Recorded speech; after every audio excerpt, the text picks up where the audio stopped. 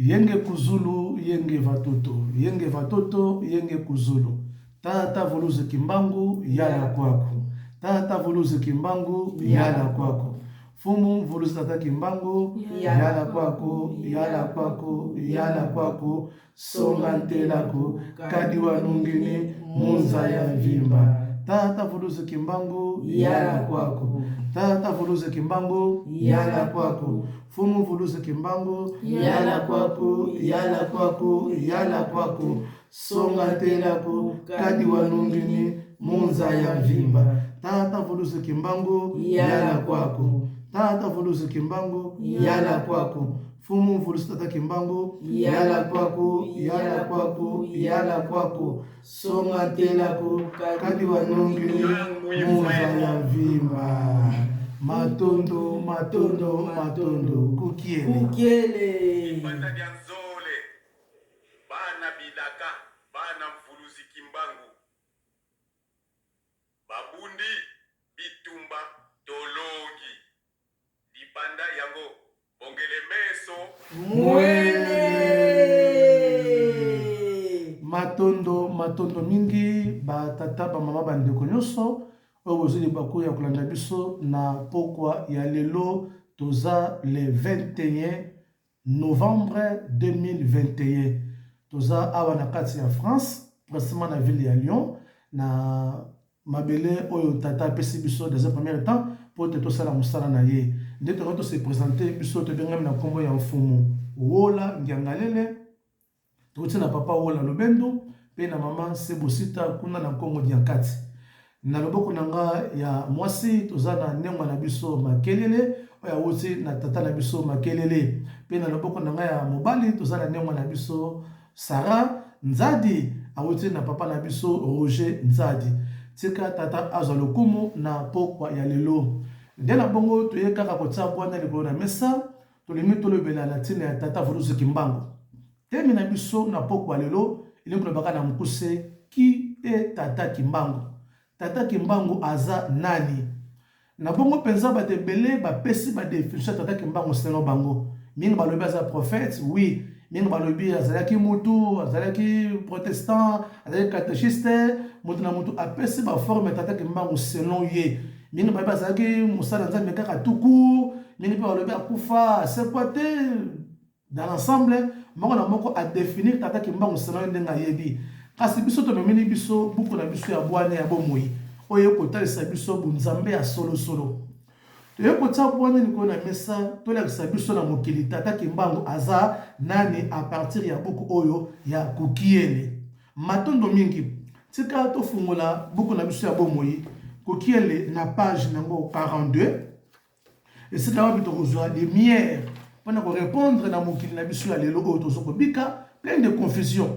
Tata Kimbangu azali nani? Qui est Tata Kimbangu? To tangi na 42 à partir à 32e alinéa et le même sorti na 43e alinéa. To tangi na bala bomoi. Kukiele lobini. Quelque chose d'étrange au cours de nos échanges. Fumu Kimbangu entre parenthèses les prophètes me ramena au 26 juin 1992. To selon la Belge 1992. Sur l'événement qui s'était déroulé à l'aéroport de Njul à Kinshasa. Il me dit ceci. C'est moi, la personne qui t'avait fait monter dans l'avion les jours de ton voyage en Europe. Puis il enchaîna. Je suis Kimbangu Diatungunwa Vikaya Swekama. Cela veut dire, je suis l'esprit de sagesse et de l'intelligence révélée. Point. Je suis votre père et frère, qui est et qui était. Prends ton cahier et un crayon, écris tout ce que je vais te dire pour que la génération présente et future ne demeure plus dans la confusion. Puis il commença à me dicter ses instructions. Alors, bandeko nanga, batata mama bandeko, bayindo nyonso na mokili na sala moi. Prochainement, tu auras un volume de tout expliquer sur ba instruction eza nini. Oyo tata na biso Kimbangu azali ko expliquer na sa majesté ntinu Congo tout zola na sakeba nzangi ngalele. D'ailleurs to pese bambo de sekazali elongo na molonga na ye mama na biso mogeni. Pe to pese ba yenge na bana bilaka nyonso mokili mobimba. kokiele. Alors qui est fumu kimbangu? Avant de comprendre que qui est ici biso na bokala la nyoso noir sur blanc. Tata Voulusi Kimbangu alobi azali notre père et frère qui est et qui était. Alors cela veut dire quoi? Tant que Tata Voulusi Kimbangu azali notre père et frère. Cela veut dire tout simplement c'est lui notre créateur. Vous voyez? Ce que Moutou Azako a affirmé, ce n'est que le père d'origine biologique, ne a un pouvoir, un courage, et à quoi affirmer celui-ci est mon fils. Vous voyez? Donc, je suis votre père. Donc, il a martelé, tout a martelé, pas à affirmer, to kelaminaye. Donc, yende tata na biso, yenda kelibiso. Vous voyez? Donc, tata Kimbangu ndi akela biso, yende tata na biso. Poto ye kopé sa identification de Tata Voulusi Kimbangu. Il est notre père. Bandeko nanga na sana moyi oyo, to sana tata musote lokwa Tata Kimbangu. Yenda akela biso. Donc, longola ba doute et ce que zali. Moyi nonyo sona sana moyi oyo, l'opposition sona sana moyi oyo. Tata Kimbangu ndi akela biso. Omoni? Donc, abazo parler sur la création. Abi, je suis votre père. Donc, tata ya kolo mwana nde abeta liko na message ça c'est mon fils ou ma fille. Vous voyez? Pour azana ma preuve. Et la deuxième étape, dans le deuxième paragraphe, alors je suis votre père et frère. Dans l'espace je suis votre frère. Vous savez pourquoi? Azoko parler maintenant par rapport à notre race. Azoko la l'opposition abisso. Vous voyez? C'est-à-dire azan de qu'on abisso par rapport à l'opposition au abisso to lati yango ye pasana yango. Ndena bongo moni kolo Yesu Kristo azalaki na mille difficultés à kobikisa fille ya femme cananéenne po bazaki l'opposition moko te. Omoni bandeko na ngai ndeko na yo ya solo solo akoki jamais kolekela o mabe.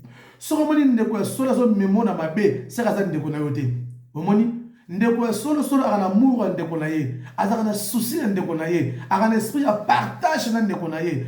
Tata Kimbangu abeti c'est-à-dire je suis votre frère. C'est-à-dire, il y a un coquille qui a parlé que je suis votre frère, alors ça la allusion par rapport à notre salut. Vous voyez? Et ça,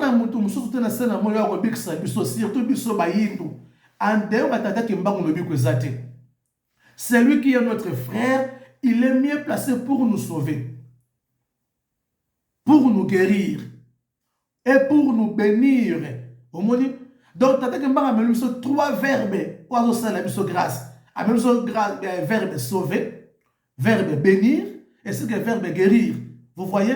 Dans ce cas, qu'on a eu un accord de l'Olam.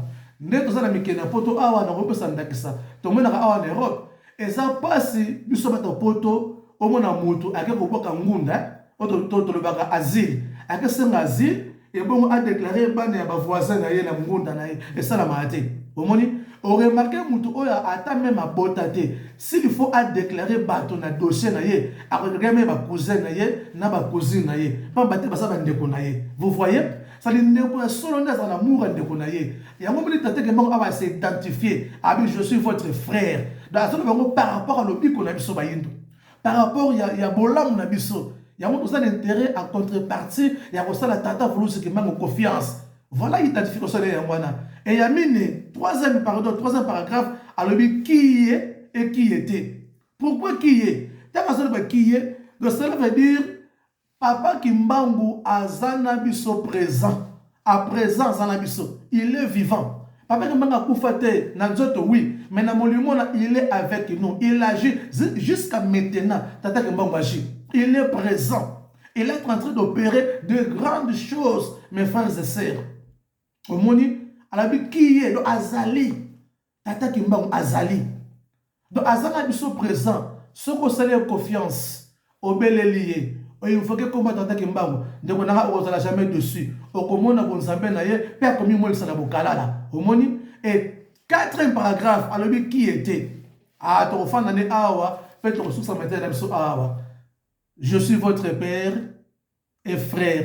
Qui est et qui était. Pourquoi qui était? Alors, tout simplement, Tata Kimbangu existait avant même notre existence. Vous voyez? Tata Kimbangu existait avant même l'existence de ce monde. Parce qu'il est le Saint-Esprit. Il y a beaucoup à s'identifier. Je suis Kimbangu Diatungu Noa Vika Yasue Kama.